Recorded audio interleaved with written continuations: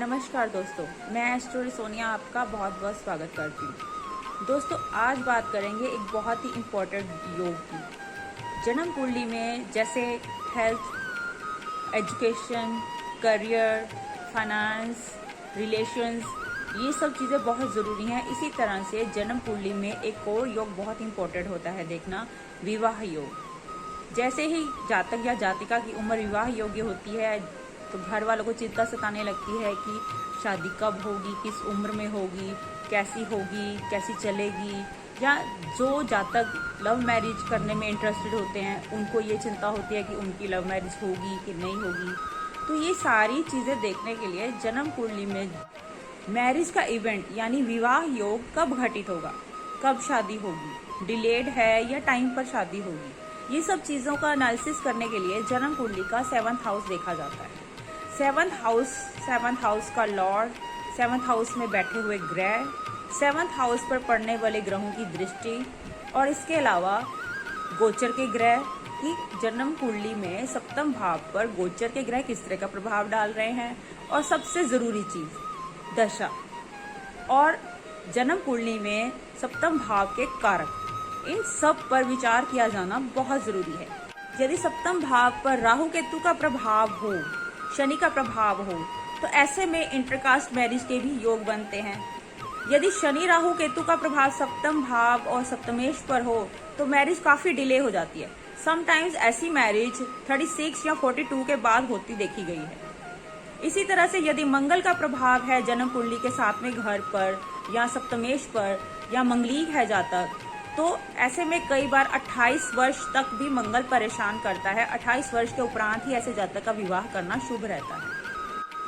7th house कितना शुभ है, कितने शुभ प्रभाव में है, ये सब चीजों का विचार करके ही निर्णय किया जाता है कि शादी कब होगी, किस दशा में होगी।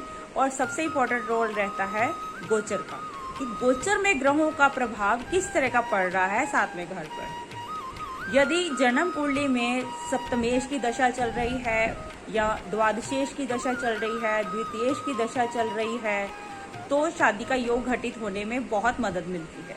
और बृहस्पति का गोचर यदि सप्तम भाव या सप्तमेश पर से हो या उनको दृष्टि दे रहा हो तो भी विवाह योग घटित होता है।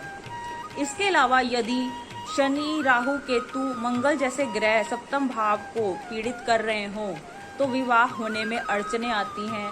कई बार बातचीत सिरे नहीं चढ़ती है, कई बार बातचीत होती है, बात बनते बनते बिगड़ जाती है, या कई बार सगाई तक बात पहुंचती है, सगाई होने के बाद टूट जाती है, और कई केसेस में तो शादी ही टूट जाती है। ये सब देखा जाता है कि सप्तम भाव सप्तमेश कितना हेल्दी है, कितना बली है। यदि किसी भी तरह का डिस्टरबेंस है, कोई शनि राहु केतु या मंगल प्रभावित कर रहे हैं सप्तम भाव सप्तमेश या कारक को, तो मैरिज में प्रॉब्लम्स आती हैं, पति या पत्नी के सुख में कमी आती है। और यदि शनि और राहु सप्तम भाव सप्तमेश और कारक तीनों को प्रभावित कर रहे हों, ऐसे केसेस में ये भी देखा गया है कई बार जातक का विवाह आजीवन होता ही नहीं है। इसलिए शादी से पहले अच्छी तरह से जन्म कुंडली का एनालिसिस करवाना बहुत जरूरी है। बहुत बार ऐसा भी देखा गया है कि जो जातक मंगलीक होते हैं उनके भी विवाहिक जीवन में प्रॉब्लम्स आती हैं, विवाह होने से पहले, विवाह होने तक, और कई बार विवाह होने के बाद भी मंगल दंगल करवाता है, क्योंकि मंगल नेचर से एक क्रूर ग्रह है। इसलिए वो अपनी प्रकृति के अनुसार रिलेशंस को खराब करता है।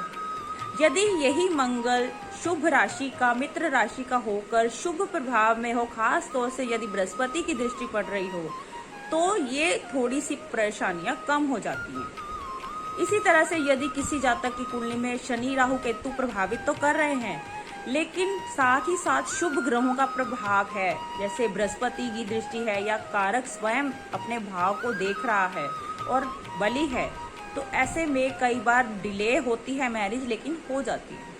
तो ये बहुत सारे योग हैं जो डिले मैरिज देखी जाती है, या लव मैरिज देखनी है तो हम 5th हाउस को भी देखते हैं। कई बार लोग आते हैं, पूछते हैं कि हमारी लव मैरिज होगी या नहीं होगी, तो उसमें सप्तम भाव के साथ 5th हाउस पर भी विचार किया जाता है, क्योंकि 5th हाउस जो होता है वो लव अफेयर का होता है।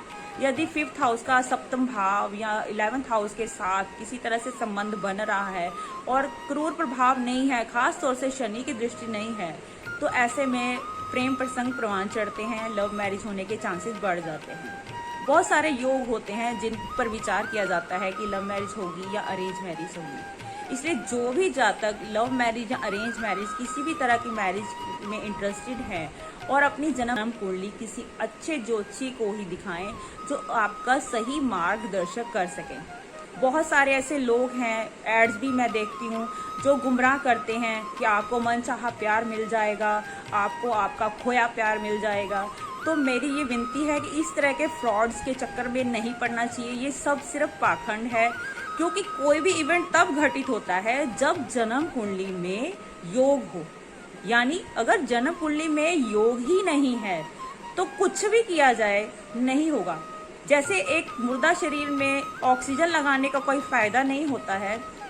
अगर सांसें धीमी चल रही हैं फिर तो ऑक्सीजन हेल्प करती है, लेकिन जब एक डेड बॉडी को ऑक्सीजन लगाई जाती है तो उसका कोई फायदा नहीं होता। इसी तरह से अगर जन्म कुंडली में योग ही नहीं है तो कोई उपाय कुछ काम नहीं करता है। यदि कोई योग है लेकिन पीड़ित हो रहा है, डिले हो रहा है या कोई प्रॉब्लम आ रही है, उसका हल फिर भी हो सकता है। तो किसी फ्रॉड के चक्कर में, किसी पाखंड के चक्कर में ना पड़ें। योग्य ज्योतिषी के परामर्श के अनुसार ही अपने जीवन के निर्णय लें। यदि आप हमें अपनी जन्म पत्री दिखाना चाहते हैं तो आप हमसे भी संपर्क कर सकते हैं दिए गए नंबर पर व्हाट्सएप या कॉल करके। और अन्य जानकारी के लिए किसी और विषय के साथ फिर हाजिर होंगे। तब तक के लिए धन्यवाद।